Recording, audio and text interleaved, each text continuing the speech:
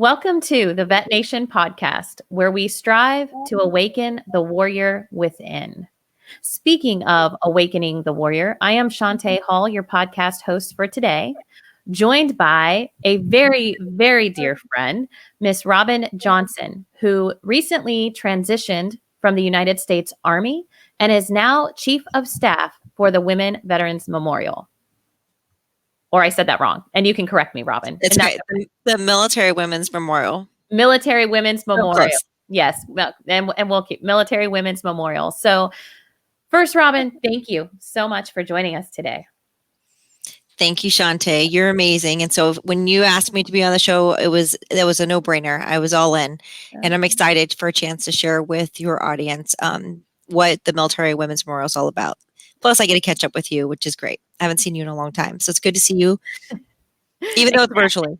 Yeah, it's this pandemic has been crazy. So, I like to go off the cusp, as was shared with you earlier for the Vet Nation. And when I think about awakening the warrior within, you are one of the strongest women that I know. And in my Rolodex, when I go through, my sister in arms every time I'm at our nation's capital. And so I was really excited when this opening came up, and I said, I have to call Robin.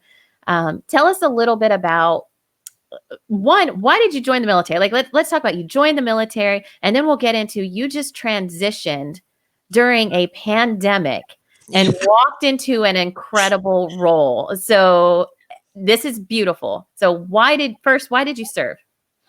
Well, I started out joining the Ohio National Guard. I'm from a small farm town in Ohio, and it just seemed like such opportunity to see the world, and I think I've always had a little bit of, am I allowed to say bad words, of bad in me, a little wild streak, I guess. And, I think those Be All You Could Be commercials got the best of me. I saw people jumping out of airplanes, and I think, that was in I hate to date myself, but the mid 90s, and a time where I think women were starting to do more. And I just felt like there was a lot of opportunity for me as a woman to be on equal footing with males. And even then at such a young age, I thought, wow, I can jump out of airplanes. I can do these things. That's really neat.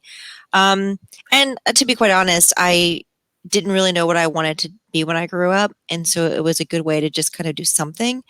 And so ultimately ended up catapulting me into a whole career from the National Guard onto active duty as an officer, and then now retired.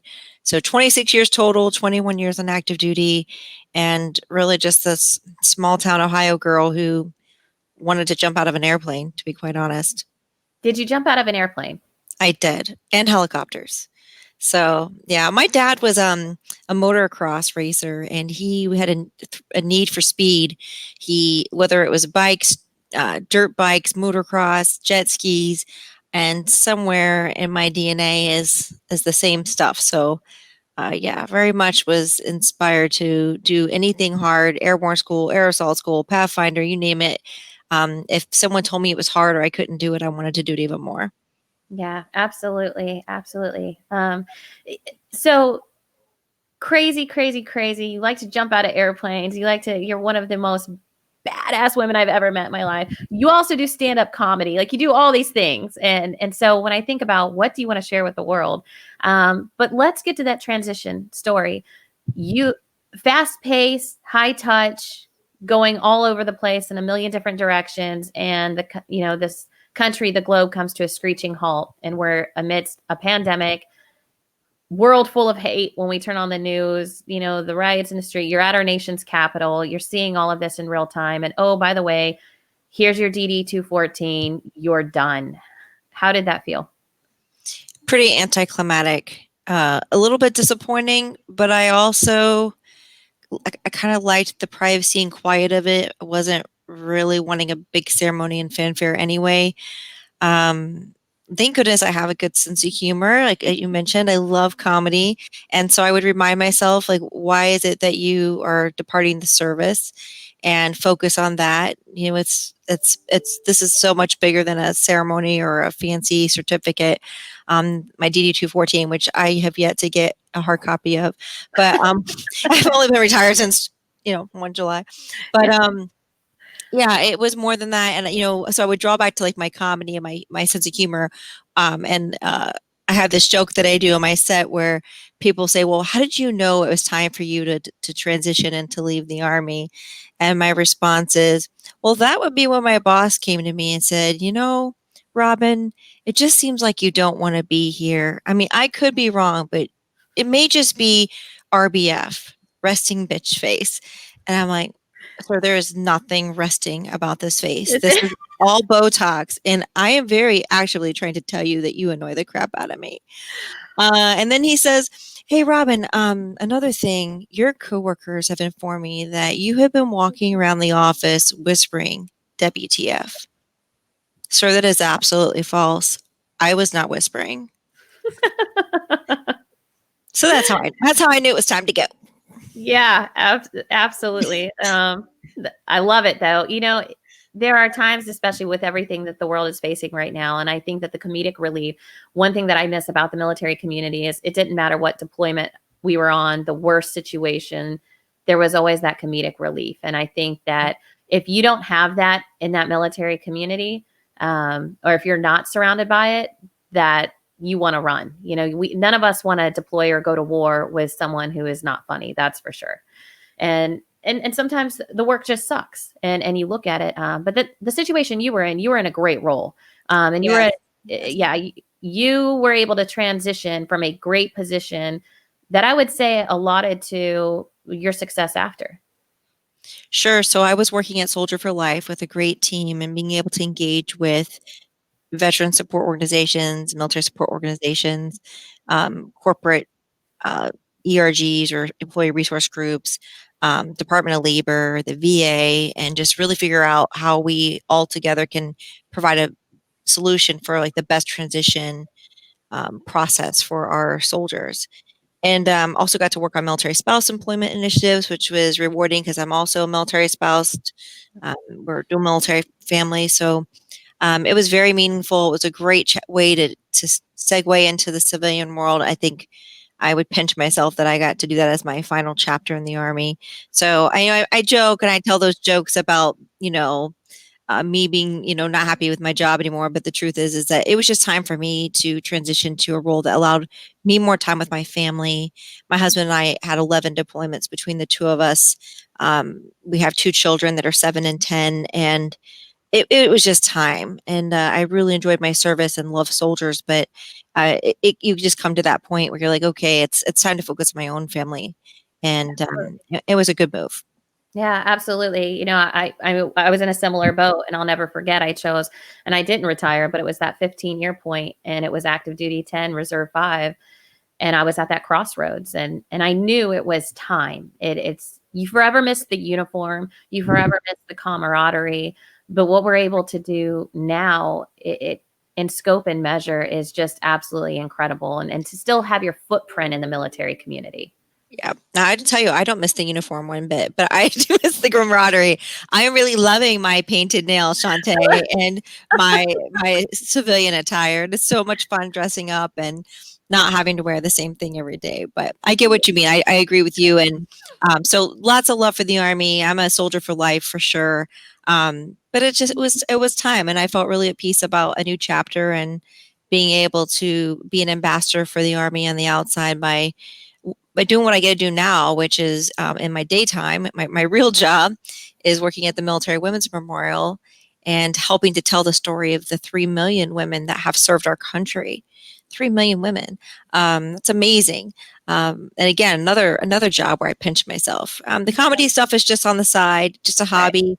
I like doing it for veterans, for VSOs and MSOs. I've done it for the Mission Continues and a couple others. They're doing so many virtual events.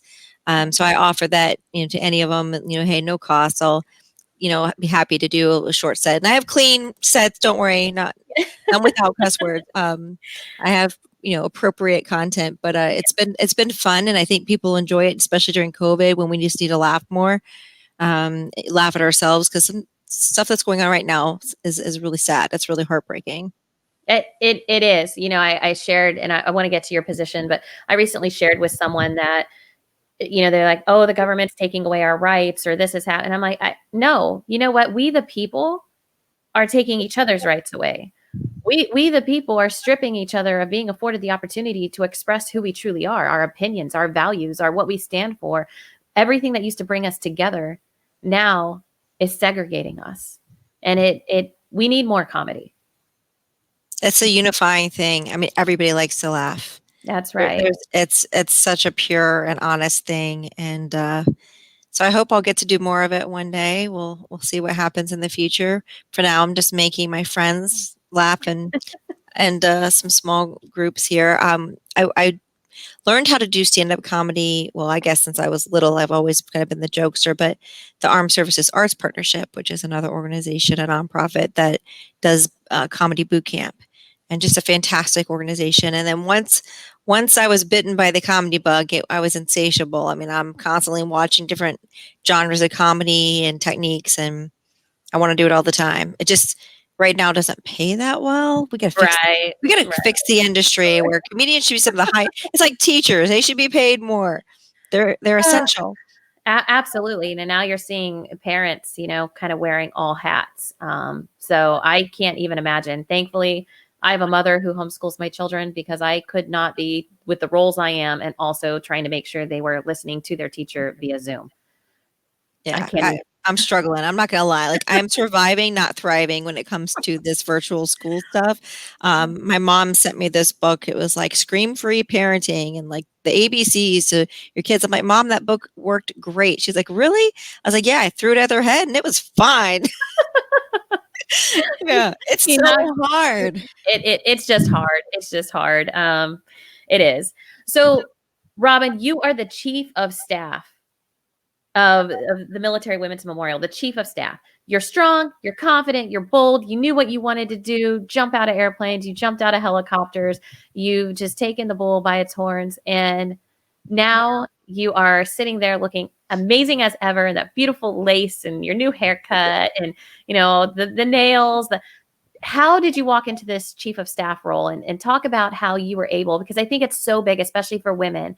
I see so many women transition from the military and they don't have the ability to articulate their sense of self-worth, who they are. They're not able to immediately look as fabulous. I mean, think about all these different factors that go into being a woman, and now what you're able to do. So talk to us about the role. How'd you sell yourself? I actually didn't know that I wanted to do this. I sent a just an introductory resume slash email to the organization prior to departing active duty, just inquiring if they had any opportunities, because I've been passionate about women veterans and the particular specific needs of our women service members for some time. This isn't anything new. I founded a nonprofit several years ago called the Women's Mentorship Network. I'm still involved with them, and so I wanted to continue in this space, but I wasn't necessarily wanting to do something veterans full time, because so many veterans leave the service and then feel like they need to be connected back to the military, that they can't be out in private sector. So I wanted to really challenge myself. I actually wanted to go private sector and Right. work in diversity and inclusion. Yeah. I imagined myself in a corporate setting advising senior leaders across all lines of business on how to be a truly inclusive company and establish a corporate culture that welcomed talent from all types. And so that's what I really wanted to do. And I was interviewing for roles like that. But as you mentioned before, it was COVID, hiring freezes everywhere. Yeah. The prospects were not looking particularly good. And even though I had been involved in the Army's implementation of like the Women in the Army pilot and the recension of the ground combat exclusion and all kinds of diversity training and efforts within the military, it was very hard to articulate that to a corporate HR recruiter. They just Right. seeing where that skill set could benefit or serve them. And oddly enough, the president of the Women's Memorial, Phyllis Wilson, she just called me up one day and said, "Hey, are you still interested in a position?" I said, "Heck yes, I am," because it's COVID. Yes, and my kids were driving me crazy. Yeah. Get me out of the house, please. Give me something to do. And she said, "Well, I'm actually hiring now for a chief of staff, and I would love for you to consider the role." And we had some conversations, and I went through the selection process, and um, they, I don't know. God, I guess God made it happen because I was selected to this role. And again, I'm just over the moon about it. And so yeah, here I am. Now, what I didn't know, I even though I had worked with a lot of nonprofits, I didn't really understand nonprofit work. It is very much a business. I Yeah. mean, some people think like nonprofit, they're like, oh, it's a nonprofit, like it's charity work. And, like, good for you, a little pat on the back. This is serious business. I mean, you have to come in thinking with your head, like as if you are a C-suite CEO, you know, really be looking at both like short wins and long-term strategy for your organization. So I think I actually landed exactly where I was supposed to be because this has been so much fun. And I think I would be bored if it was like, oh, I'm just volunteering and I'm going to work to do some charity because it's different. I like that. I like the challenge of being responsible for growing a team, for the like generating revenue to keep the doors open. Yeah. I mean, we're a huge memorial, so it's not inexpensive to keep our doors open. So Yeah. um, I like that. I like that challenge. I'm feisty, Chaunte. You know that. I know. So Like, no, hey, yeah, go ahead. I love it. I love it because so many people, I mean, you nail it. So many people look at these nonprofit organizations and they just think, "Oh, you're fine," or you're no, it takes a lot of hard work and dedication to be able to share your mission to encourage, not only the strategic optimization and growth within, but sharing that mission and vision with others and hoping that they join forces to see the power and the impact. Uh, I, Yes. I mean, I can look at, okay, it's the Military Women's Memorial, and I'm fully supportive in all because I'm a military veteran. Talk to me about maybe one, the Military Women's Memorial. Why is it? Yeah, really to tell the stories of all the women who serve because we believe that history is not complete without their stories. And so many of them are not told. I mentioned 3 million women serve. We only have 300,000 women registered here at the memorial in our database. And we're in the middle of a national registration campaign asking women to register their service. It costs them nothing but their time. It's a really quick and easy thing to do. Our new website, womensmemorial.org, they can go there and, do it in like 10 minutes. So we just want those stories included. We feel like the whole story history is not being told fully if it's not. And if even for family members who may have had a woman serve that's deceased, they can still go and posthumously register that woman's service. And it's so important to us. So that's why we're also expanding really to offer more programming, both in wellness, financial wellness, transition/employment. So working with some partners and our stakeholders to be more relevant. We have an awesome database and we have an extensive historical collection. And the inside of our memorial is 33,000 square feet. And then offsite, we have another, 20,000 square feet of collection. We have the largest collection of women's, uniforms, patches, gear, journals, photographs of anywhere in the world. As far as military women goes, so we want researchers to be able to have access to our collection for their doctoral work. I know you're pursuing your doctorate, right? And so it's like I want our library and all this stuff to be accessible so that more people will write about and tell the journey of women and what their impact was. I mean, if you think about it, I mean, we just lost a beloved women's rights leader, Justice Ginsburg, and she did so much. I mean, look at the Frontier versus Richardson case from 1973, where she argued that it was unfair and unconstitutional that women service members, if they were married to a male, he was not allowed to go to the commissary or the PX or to have medical benefits. And, because of her work, she changed that. But so, like, military women have very much been part of making a larger societal impact. Yeah. And so we want to really tell that story as well. And for those of you, if you ever come to visit, by the way, Justice Ginsburg is buried in Arlington National Cemetery, right above the Women's Memorial. So if you come to see us, I would encourage to pay respects to her as well. We certainly do. We have a little pop-up exhibit right now honoring her, and just all that she did for both military women and military spouses. Absolutely, absolutely. That's beautiful. It's one of my most favorite places to go, obviously, when I'm at our nation's capital. And I know I have one picture and I was looking so serious, and someone asked me, they're like, "Why did you look serious standing?" And I thought, because I took my military service seriously. I loved every single day in the military. Doesn't mean I always loved the job or the work, but I love the fact that it made us stronger as women, adaptable, resilient. Many women don't always share the fact that they are veterans. And so I know you witness this on a daily basis.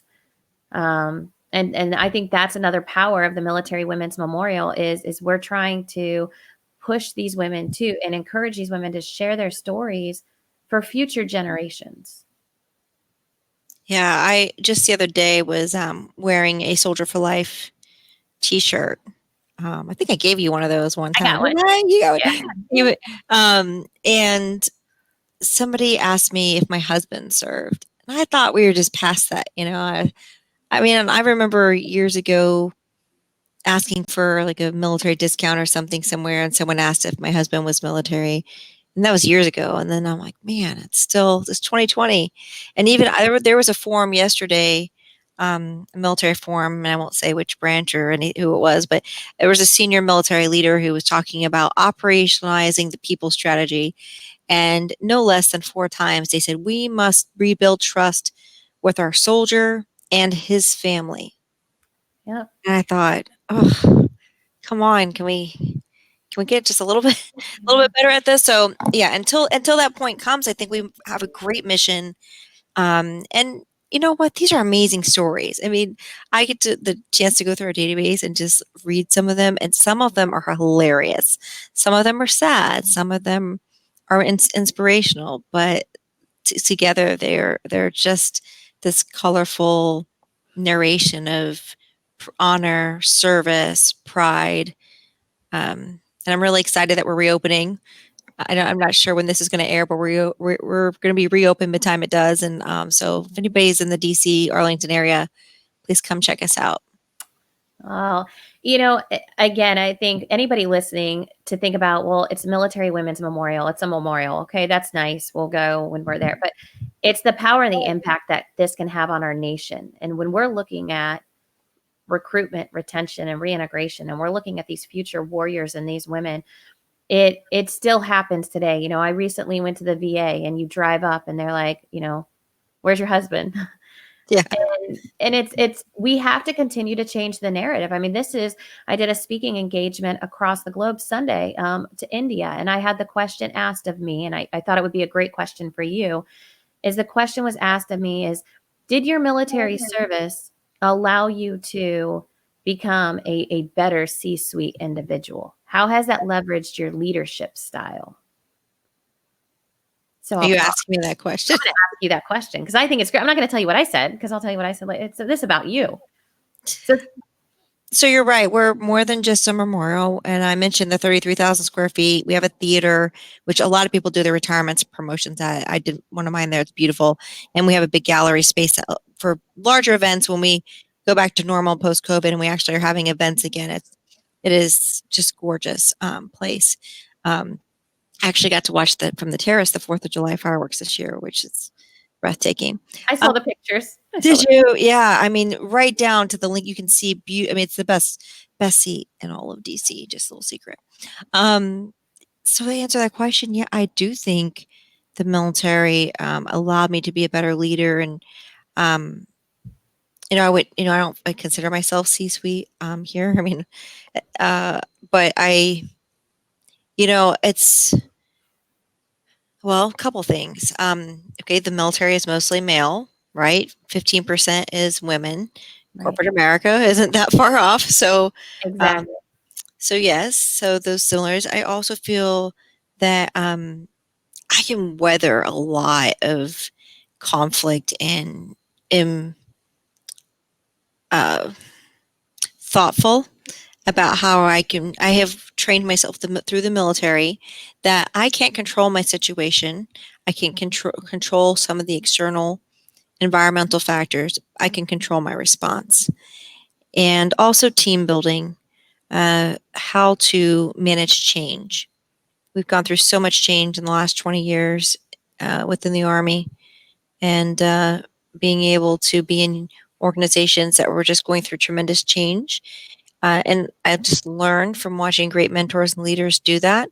And so here it's been really applicable because we're also going through a major change from the Women's Memorial to the Military Women's Memorial, and also how we do our outreach and be relevant, especially in the virtual space now Mhm. that we're not coming together physically as much. So, yeah, I want to know your answer, Chaunte. No, it's spot on. It's I made sure, and you're very similar. We maintained our femininity while we served. And I think that there is so much beauty in the fact that we were strong, we were hard, we could run with the best of them, but we maintained the core of our feminine aspects.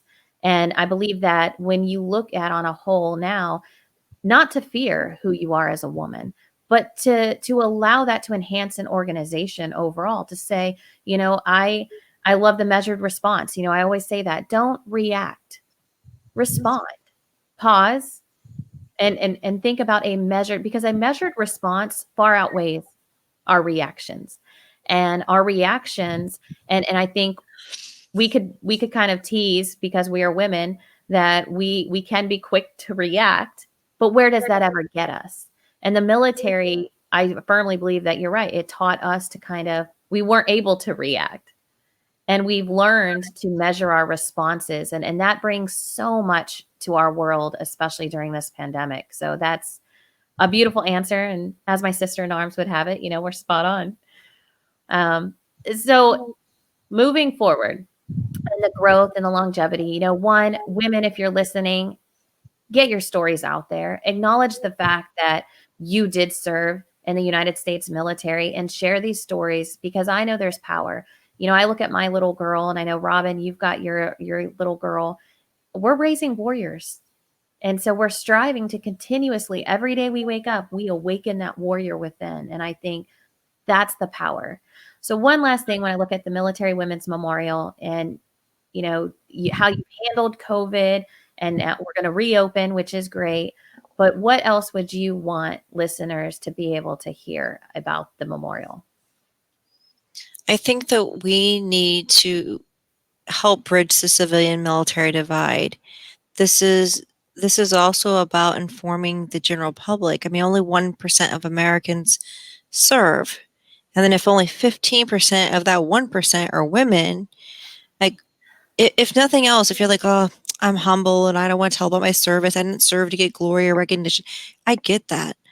But there's a huge gap. And here's me going back to my comedy roots. My neighbor is not military affiliated. And as I was approaching my transition, she just kind of, I passed by her and she said, "Hey, how's it going?" I said, "Oh, good. I'm getting ready to transition." She's like, "Oh my gosh, congratulations, to male or female?" I was like, I was so offended, Chaunte, because I thought, man, I should have put makeup on today. I must be looking really bad. Oh my god.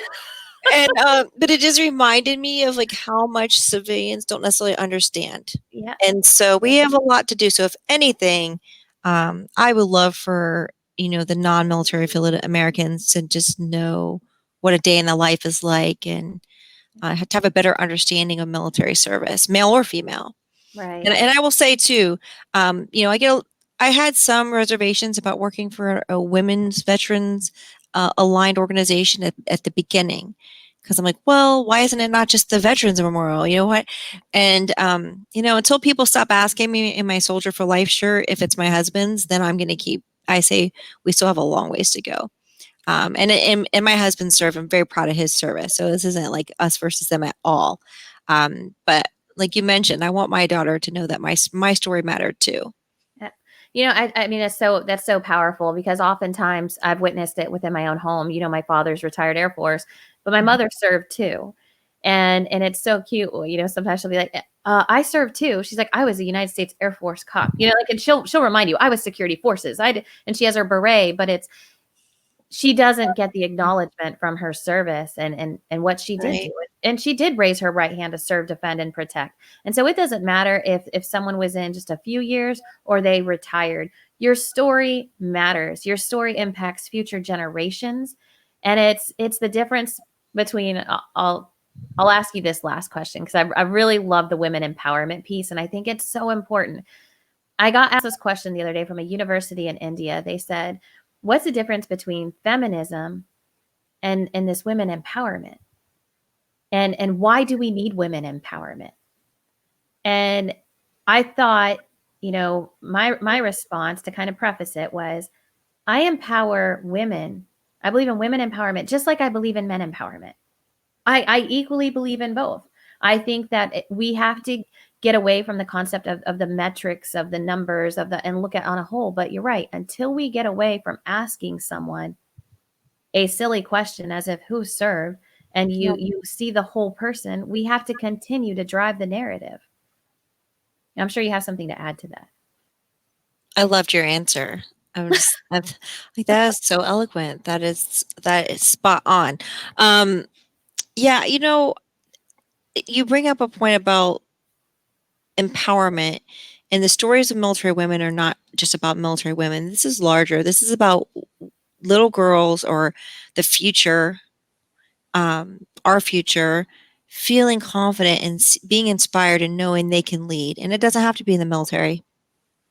It could be anywhere. It could be in politics. It could be in space. It could be in tech, and that's all right. So, yeah, I think this is bigger than just stories of women who served. I couldn't agree more. We look at the future of this great nation. We think about post COVID and what the world's going to look like. We need to make sure that we're sharing our stories, that we are inspiring and empowering the future generation. And that's why, you have a son and you have a daughter, and we look at both. We want to empower both of them. We want them to feel inspired and powerful and that they can do anything.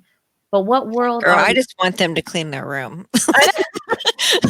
That too. that oh, I don't even, I don't even want to talk about rooms right now. We have grandparents here, and I am actually looking to move. And I went in their room the other day. And the funny thing about grandparents is they think we're going to organize toys. Oh my gosh, And I'm no. like, no, there's no such thing. Throw them in a bin. Well, they won't know which toys. They find them. Yes, They everywhere. do. Oh, Yeah. every room, toys. But now we've got a room full of bins of toys. And then those little YouTube shows where they watch them open up. Yeah. No, No, no. forget it. I'm sorry to get you off track. It's just I was like, yes, I would love to have this inspiring. Like, if we're gonna be real, you said your podcast was like real talk. I mean, I would love to have that really inspiring conversation with my daughter. But I mean, at a minimum, if I could just get her to clean her room. I went in to help her organize her room, and told me to get out and slam the door. She's like, I need my personal space. I'm like, you came out of my personal space. What's wrong with you, child? You know what though?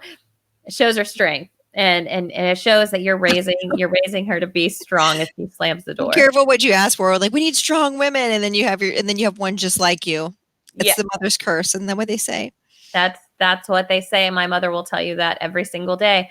I'm sitting here going, "You raised me to be this way," and she's like, "You're putting words into my mouth." What? Yeah. So, Well, um, for all of our listeners out there, Robin and I, my sister in arms, we could go on and on and on. And I will be there, boots on the ground at the memorial, October 27th. So get ready, sister. right. Military Women's Memorial. Thank Please you, Chaunte. get on. Thank you. Share your stories. And remember that all of our stories collectively, we want to keep this great nation great. We need our women to understand that they can serve in the future. We want you to share your stories. We want to empower, because America's economic strength, our backbone, is our military community. So thank you, Robin, for sharing your story and awakening the warrior within.